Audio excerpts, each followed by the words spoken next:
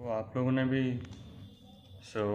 ने भी नोटिस किया होगा कि एग्ज़ाम टाइम में बाकी एक्टिविटीज़ और हॉबीज़ काफ़ी इंटरेस्टिंग लगती है।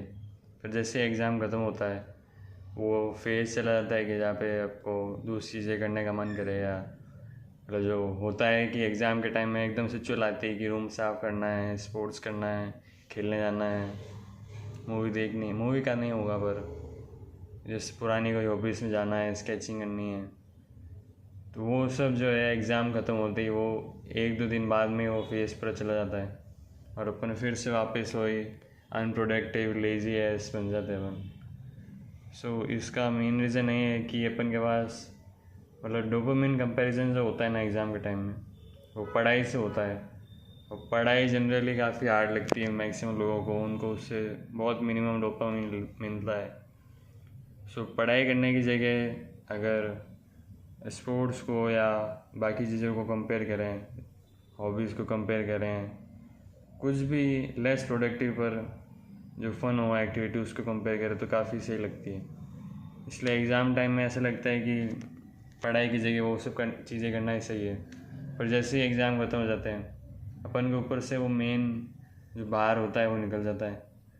और फिर अगर आप सोने को और उन सब को कंपेयर करो बाकी चीज़ों से, या स्क्रॉलिंग को कंपेयर करो बाकी हॉबीज़ से, तो डोपामिन का कोई कंपैरिजन नहीं है उनमें, एकदम ही ज़मीन आसमान का फ़र्क आ जाता है।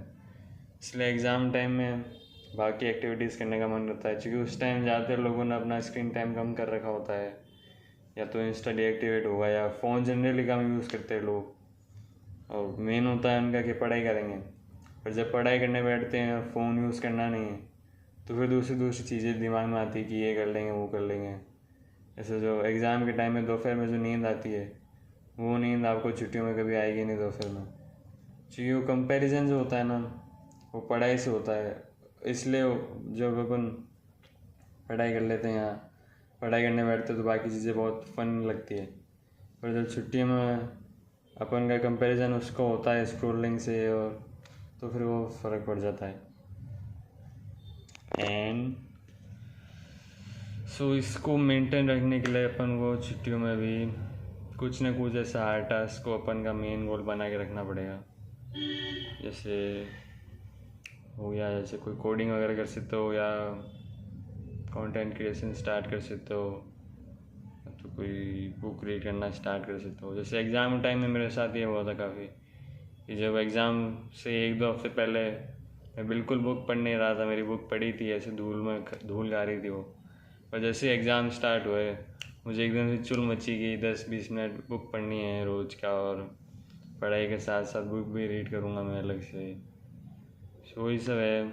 अगर ये प्रोडक्टिविटी वापस लानी है तो छुट्टियों में भी कोई एक मेन एंकर चीज़ बनानी पड़ेगी काम की, जिसको लेके अपन फोकस्ड हों, या जिसमें ऐसी कोई डेडलाइन हो कि हाँ अपन को इस टाइम तक में ये चीज़ करनी है। सो कोई भी स्किल ले सकते हो आप, कोई भी मेंटल वाली चीज़ ले सकते हो जिससे मेंटल एनर्जी यूज़ हो अपन का। तो फिर जब आप उसको बैठ के अपन का डिसिप्लिन डेवलप करोगे तो बाकी चीज़ें काफ़ी ईजी हो जाएंगी। बस ये एक थॉट आया था मेरे दिमाग में जो मुझे बताना था। बाय।